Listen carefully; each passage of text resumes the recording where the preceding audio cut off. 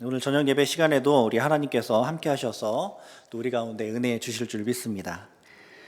신학교를 다니던 시절에 이단에 대한 논문을 쓴 적이 있습니다. 각종 그래서 이단들에 대한 역사들을 이렇게 살펴보고 그 족보들이 어떻게 되는지를 이렇게 조사하는 중에 참 기억에 남는 한 인물, 황당한 이단 교주를 발견하게 됐습니다. 그 사람 이름이 뭐냐면 황국주라는 사람이었거든요. 기록에 따르면 이름도 구주와 비슷한 국주이고 또 생김도 범상치가 않아서 영적인 무언가가 있어 보였다고 합니다. 기록에 따르면. 그래서 당시 이제 저희 교회 한국 교회 안에 이제 큰 부흥의 불길들이 일어나게 되고 이제 여러 부흥회가 막 열리게 되면서 여러 부흥사들이 이렇게 인기를 막 끌기 시작하면서 이 사람도 이게 좀 되겠구나 하는 생각이 들었는지 그래서 계획을 이제 짜기 시작했습니다. 그래서 수염과 머리를 기르고 말끔한 옷을 입고 이 부흥사 흉내를 내기 시작한 겁니다. 근데 이 사람이 말을 참 잘했던 사람인 것 같아요. 좀 매력이 있었던 사람이었던 것 같습니다. 그래서 이 사람이 나름대로 자기가 교리를 만들었는데 그 교리가 무엇이냐면 목가름의 교리, 그리고 피가름의 교리를 만들었습니다. 그래서 목을 예수의 목으로 갈아 끼워야 되고 피를 예수님의 피로 갈아 끼워야 된다 이렇게 하면서 목가름, 피가름의 교리를 만들어냈습니다. 좀 황당하죠. 뭐 그럴듯하지만 이게 뭐지 하면서 좀 애매하기도 한 좀 황당한 이제 교리를 만들었습니다. 그리고 이게 상황 자체도 신학을 한 사람도 아니고 좀 너무 황당한 상황이었지만 참 놀랍게도 당시 많은 성도들이 이 사람을 따르기 시작했습니다. 그럴듯한 외모와 수려한 말솜씨에 수많은 교회가 이 사람을 초청하게 됐고 실제로 이 사람이 집회를 하고 나면 부흥했답니다. 성도들이 이제 막 늘어나게 됐어요. 심지어 이런 이곳 저곳에 이 사람으로 인해서 교회들이 생겨나기도 했다고 합니다. 그러다 결국 이제 어느 교회 부흥의 기간 중에 뭔가 수상하다 여긴 이제 중직자들이 팀을 꾸려서 갑자기 이 부흥사 강사가 있는 이 황국주라는 이 사람이 있는 곳에 급습을 했습니다. 그랬더니 여러 여집사들과 한 방에서 음행하고 있었던 그 딱 현장을 이제 그 중직자들이 발견하게 된 거죠. 그러면서 이제 당신 어떻게 이럴 수가 있느냐 이제 이렇게 이야기를 했습니다. 근데 더 충격적인 기록은 이 사람이 전혀 당황해하거나 미안해하지 않으면서 오히려 큰 소리로 비웃으면서 한마디를 하고 유유히 사라졌다고 하는데 이런 이야기를 했다고 합니다. 한국 교인들은 참으로 멍청하다. 어떻게 산 사람의 머리를 바꿀 수 있고 피를 바꿀 수 있겠느냐. 그 말을 믿는 한국 교인들이 참으로 멍청한 것이다 하면서 이제 떠났다는 이제 기록이 있습니다. 이 사건은 실제로 그냥 지어낸 얘기가 아니라 한국 교회 안에 실제로 있었던 제가 이제 논문을 이제 조사하면서 있었던 기록이었습니다. 당시 이걸 읽으면서 충격을 받았어요. 말도 안 되는 소리를 하고 외모와 그냥 말솜씨만 있으면 대중들에게 인기만 끌면 이 성도들을 그렇게 쉽게 현혹할 수 있겠구나 이제 이런 생각을 하게 되었죠. 하나님은 우리를 양이라고 말씀하시죠. 양. 별로 지혜롭지도 주관이 뚜렷하지도 않은 그저 목자를 따라가야만 살 수 있는 양이 어떤 면에서는 성도들이 그런 양과 같다. 하나님 말씀하십니다. 그런 양무리들 앞에 거짓 교사가 서게 되고 이단이 서게 되면 이 양무리 전체가 너무도 쉽게 사망의 길로 걸어갈 수 있다는 것을 우리가 기억해야 하는 것입니다. 이제 군에 가면 내무실에 들어가면 이제 고참들이 우리의 주적이 누구냐고 묻습니다. 근데 이제 내무실에 들어가기 전에 훈련소에서 훈련 기간을 갔거든요. 훈련할 때 교육을 받는데 훈련소에서 우리의 주적은 북한이라고 교육을 받습니다. 근데 고참들이 말하는 주적은 북한이 아닙니다. 우리의 주적은 간부들이다. 이렇게 이제 이야기를 하더라고요. 사병들의 주적이 간부라는 거예요. 요즘에는 그런 일들이 없다고 제가 들었는데, 예전 군대 같은 경우에는 사병들이 실제로 힘들어지는 많은 이유가 북한 때문이 아니에요. 북한 때문이 아니라 갑자기 뭐 사단장이 온다던가, 갑자기 간부들이 자기의 이제 승진을 위해서 여러 가지 과도한 업무들을 지시한다거나 이런 일들이 일어나게 되면 사병들이 많이 이제 힘들어졌던 기억이 납니다. 뭐 우스갯소리지만 어쩌면 교회에서도 이와 마찬가지 일들이 있지 않나 하는 생각을 하게 됩니다. 교회를 정말 힘들게 만드는 무리들은 저기 이제 조계사에 있는 스님들이 아니에요. 불교가 아닙니다.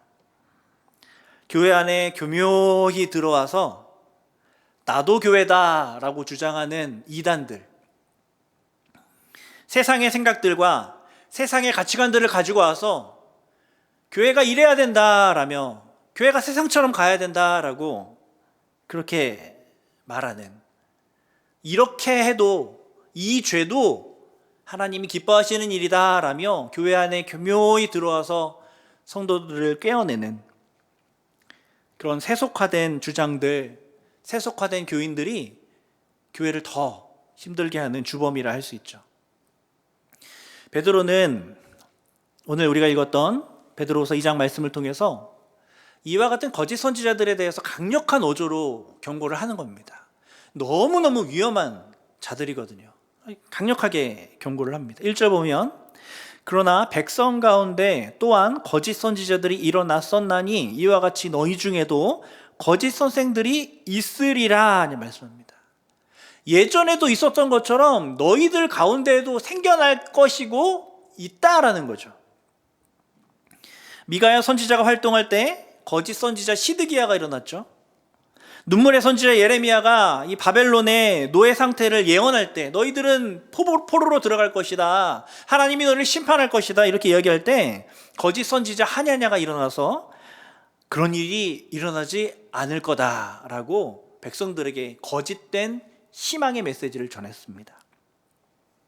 이들은 참 선지자들을 통해 선포되는 하나님의 말씀을 사람들이 좋아하는 말로 바꾸어서 선포하였죠. 그러니 사람들이 듣기 좋아하는 그 말을 하는 선지자를, 거짓 선지자를 더 따르게 된 것이고, 그로 말미암아 하나님 백성이 큰 어려움에 처하게 된 것입니다. 이와 마찬가지로 초대교회 성도들 가운데에서도 거짓 선생들이 일어나게 됩니다. 이들은 사도들이 전하는 그 말씀을 사람들이 좋아하는 말로 바꾸기 시작합니다. 요즘 시대 정신에 맞는 그 말들로 바꾸기 시작합니다. 자신들의 철학과 이단 사설로 바꿉니다. 사도 바울 역시 이런 거짓 교사들을 향해서 이렇게 갈라디아서를 통하여 말씀하는데, 갈라디아서 1장 6절 7절 말씀을 보면, 그리스도의 은혜로 너희를 부르신 이를 이같이 속히 떠나 다른 복음을 따르는 것을 내가 이상하게 여기노라. 다른 복음은 없나니 다만 어떤 사람들이 너희를 교란하여 그리스도의 복음을 변하게 하려 함이라. 지금 거짓 선지자들이 있는데 이들이 지금 복음을 다른 걸로 변질시키려고 한다는 겁니다.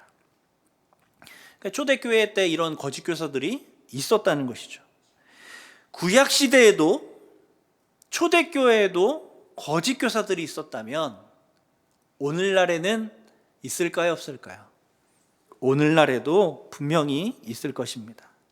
오늘날에도 이단 사설을 유포하는 자들이 버젓이 일어나서 나도 교회다, 우리도 교회다 그러면서 성도들을 죽음의 길로 꿰고 있습니다.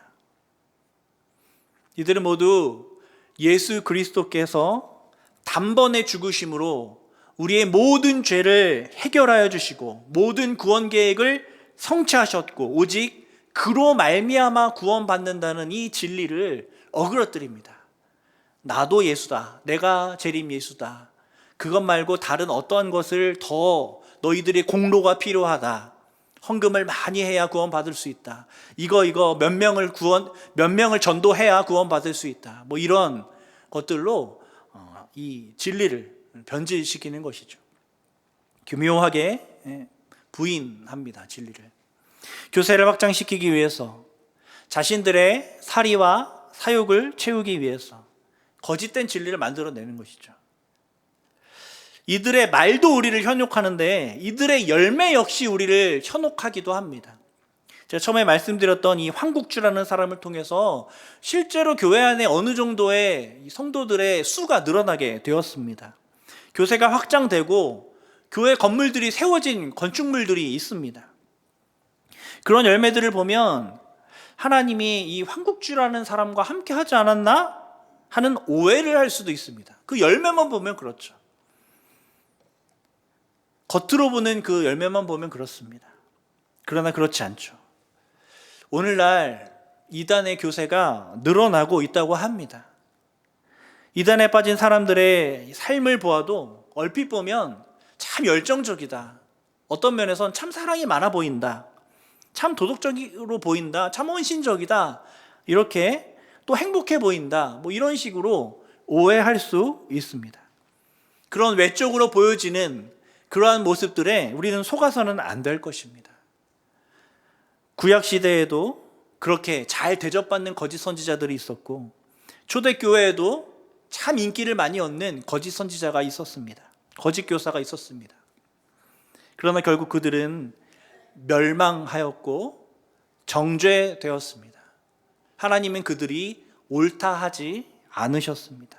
역사가 우리에게 그걸 증거해 주고 있고 하나님의 말씀도 우리에게 그것을 증거해 주고 있는 것이죠.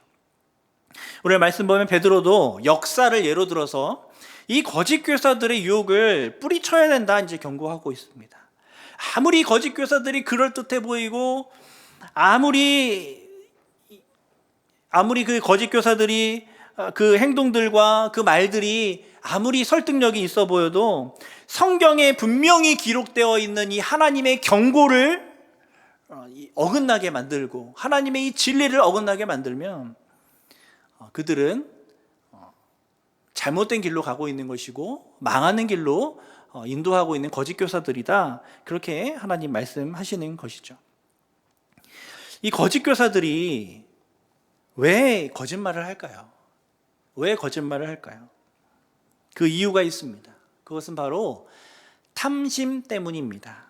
오늘 우리가 읽었던 3절 말씀을 보면 그들이 탐심으로써 지어낸 말을 가지고 너희로 이득을 삼는다. 이렇게 말씀하고 있죠. 그들이 거짓 선생을 하는 근본 동기가 무엇이냐면 탐심이라는 겁니다.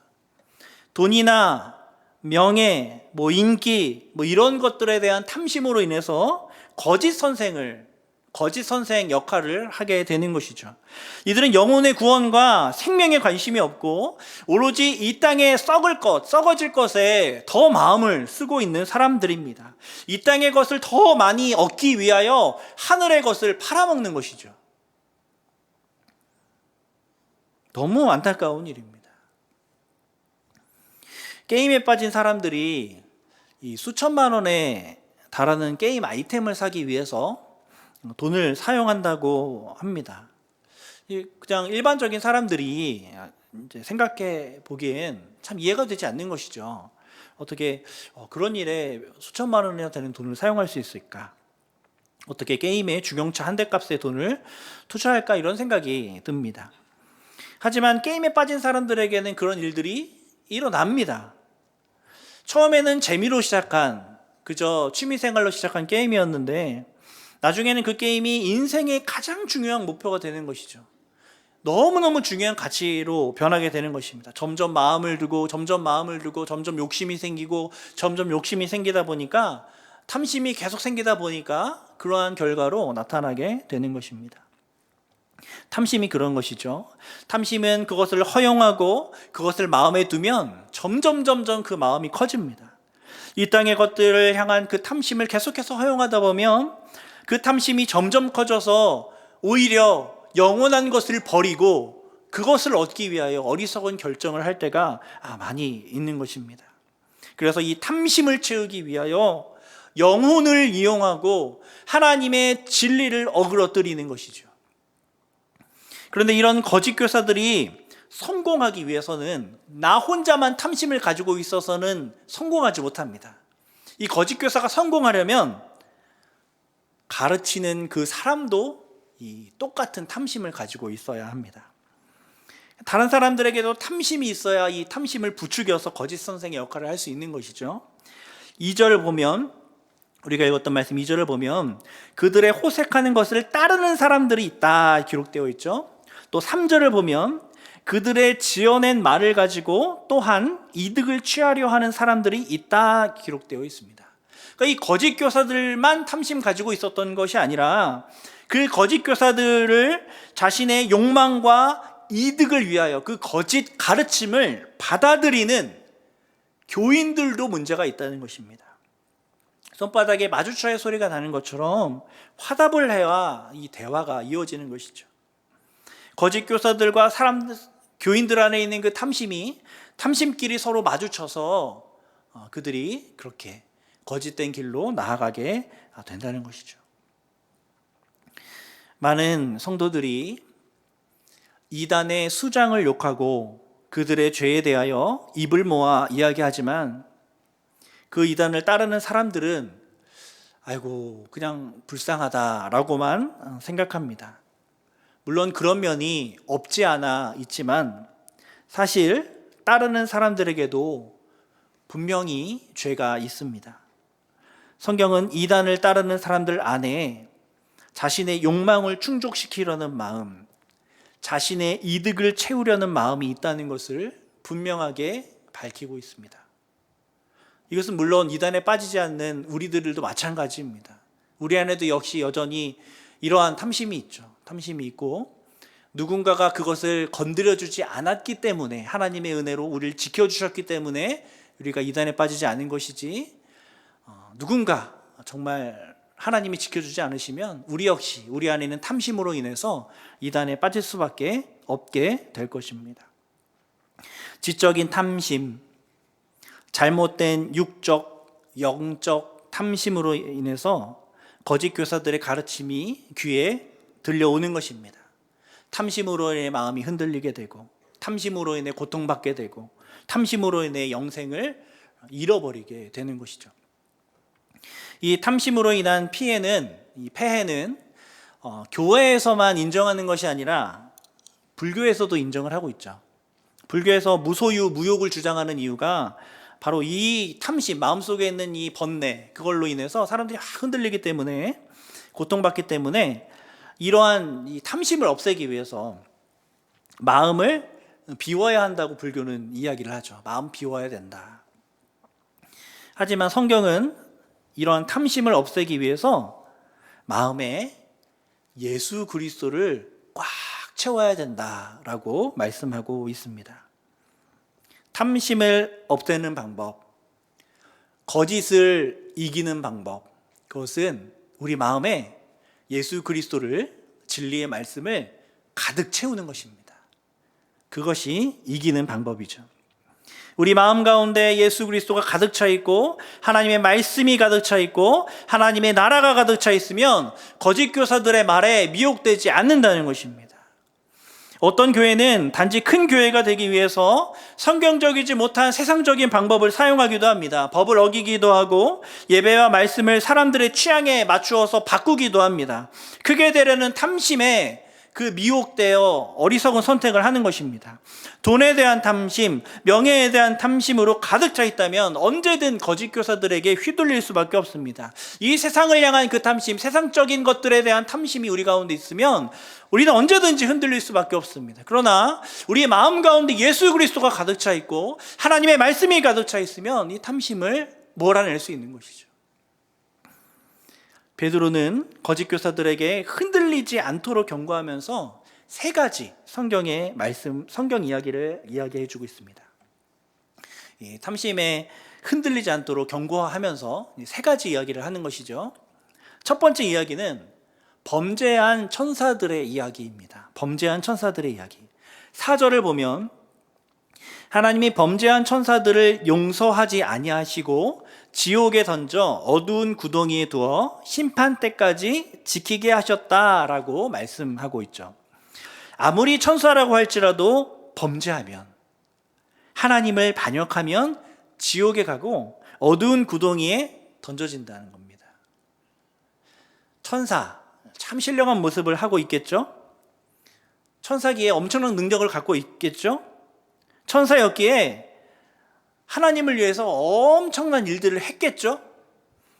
그런데 그런 천사라도 그들이 하나님을 대적하는 가르침을 한다면,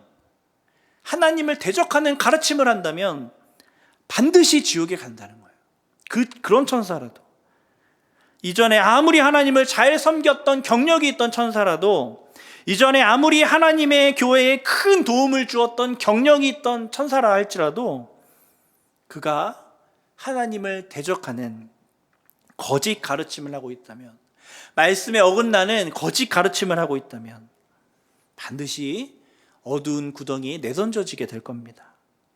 그러니까 우리는 겉모습에 속아서도 안 되고, 그들이 과거에 행했던 어떤 업적들 때문에도 속아서는 안 됩니다. 그들이 현재 하는 그 말씀이 하나님의 진리의 말씀과 어긋나면 그는 바로 거짓 교사인 것이죠. 두 번째는 노아의 이야기를 합니다. 5절 보면, 옛 세상을 용서하지 아니하시고 오직 의를 전파하는 노아와 그 7 식구를 보존하시고 경건하지 아니한 자들의 세상에 홍수를 내리셨다, 이제 이렇게 기록하고 있죠.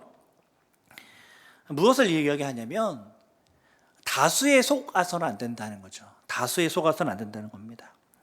세상 사람 전부가 거짓된 진리를 주장할 수 있습니다. 실제로 노아 시절에 노아와 노아의 가족을 제외한 세상 사람 전부가 하나님의 말씀을 어겼죠. 하나님의 말씀에 동의하지 않았습니다. 어느 누구도 하나님이 홍수를 내리실 것, 너희들의 죄악 때문에 홍수를 내리실 것이다 라고 말씀하셨는데 자기를 돌아보지 않았고 오히려 노아를 통해 선포된 하나님의 말씀을 조롱하였습니다. 세상 전체가. 하지만 하나님은 소수인 노아를 벌하지 않으셨죠. 오히려 대다수인 세상을 벌하셨습니다. 지금 그 얘기를 해주고 있는 거죠. 많은 사람들이 주장한다고 그것이 진리가 아닌 거예요. 많은 사람들이 따른다고 그것이 진리라는 보장은 없습니다. 다수에 속으면 안 된다는 거죠. 정치 지도자들은 다수로 뽑을 수 있습니다. 하지만 진리는 다수로 결정될 수 없습니다. 성경이 진리인지 아닌지 사람이 투표를 해서 결정할 수 없다는 것이죠. 왜냐하면 사람들이 악하고 사람들이 지혜가 부족하기 때문에 그렇습니다. 사람들이 하나님을 알고도 부인하기 때문에 그렇습니다. 그러하기에 하나님은 우리가 좁은 길, 좁은 문으로 가야 한다라고 말씀하시죠. 다수에 속아서는 안 됩니다. 사람들 다 간다고 따라가면 안 됩니다. 세 번째, 소돔과 고모라의 롯 이야기가 기록되어 있죠.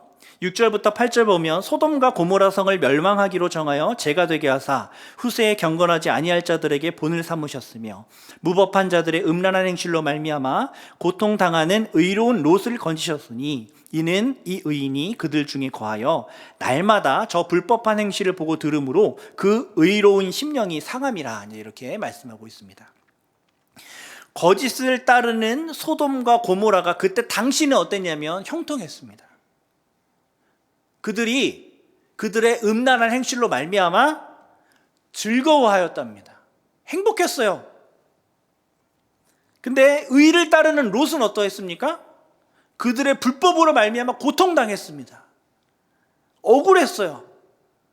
심령이 상하게 되었습니다. 뭐 때문에? 의를 따르는 그 심령 때문에 그 심령이 고통을, 상처를 입게 된 것이죠. 결국 어떻게 됐습니까? 소돔과 고모라는 죄가 되었습니다. 그리고 롯은 건짐을 받게 되었습니다. 이 이야기가 우리에게 교훈해 주는 것이 무엇일까요? 우리의 상황, 그리고 우리의 감정, 그런 것에 속으면 안 된다는 것이죠. 간혹 교회에 이제 막 나오기 시작해서 신앙생활을 하는데 갑자기 큰 어려움이 닥치는 그런 성도님들을 볼 때가 종종 있습니다. 그냥 평범하게 지내시다가 이제 교회에 나오기를 결정을 하고 교회를 막 출석하시는데 갑자기 어려운 일들이 닥치는 거예요. 하필 그때. 그러나 그렇다고 하나님 안 계시다라고 부인하며 교회를 떠나서는 안 된다는 것이죠. 세상 속에서 하나님의 진리를 따르며 진리대로 살아가다 보면 간혹 큰 어려움이 생길 수 있다고 성경은 이야기합니다. 큰 고통 당할 수 있다고 이야기해요. 그 고통 당한다고 세상과 타협하면 안 된다고 말씀하는 것이죠. 성경은 진리대로 살아가다 고통당하고 슬픔당하고 자식을 잃을 수도 있다라고 목숨을 잃을 수도 있다라고 재산을 잃어버릴 수 있다라고 말씀하십니다.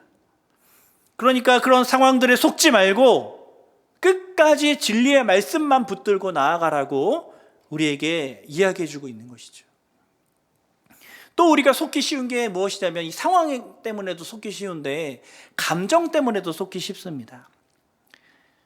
저는 안 가봤지만 이단들의 집회에 가면 그렇게 눈물이 쏟아진다고 하더라고요. 저는 안 가봤습니다. 내적 치유가 막 일어난다고 그러면서 모든 문제가 해결되는 것 같다고 그런 이야기를 하더라고요. 그곳에 사람들도 천사들처럼 잘 대해주고 분위기가 너무 좋대요.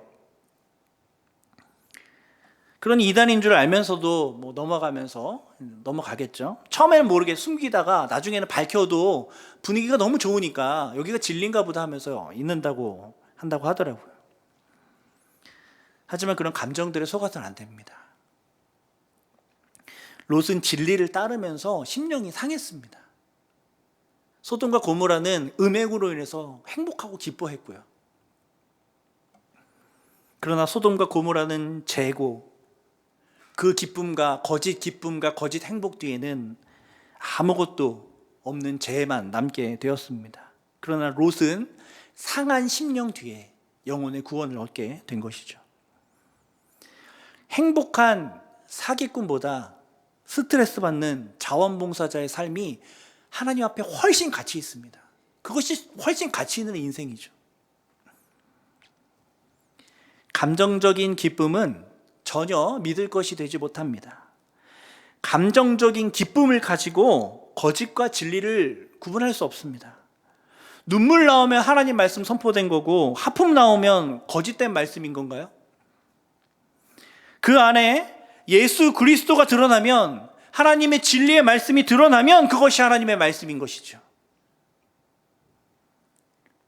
그리고 그 안에 사람의 탐욕과 사람의 즐거움, 가짜 웃음들, 그런 것들이 드러나게 되면 그것이야말로 거짓된 말씀 아니겠습니까? 이제 말씀을 정리하겠습니다. 9절 10절 말씀 보면, 주께서 경건한 자는 시험에서 건지시고 불의한 자는 형벌 아래에 두십니다. 특별히 육체를 따라 더러운 정욕 가운데 행하는 자, 하나님을 멸시하는 자는 형벌하신다라고 말씀하십니다. 경건함으로 탐심을 이기는 자가 구원받을 수 있다는 것이죠. 마음 가운데 경건으로, 이 경건으로 예수 그리스도로 하나님의 말씀으로 가득 찬 자가 이 탐심을 이기고 이 거짓 가르침을 이기고 승리하게 된다 말씀하는 것입니다.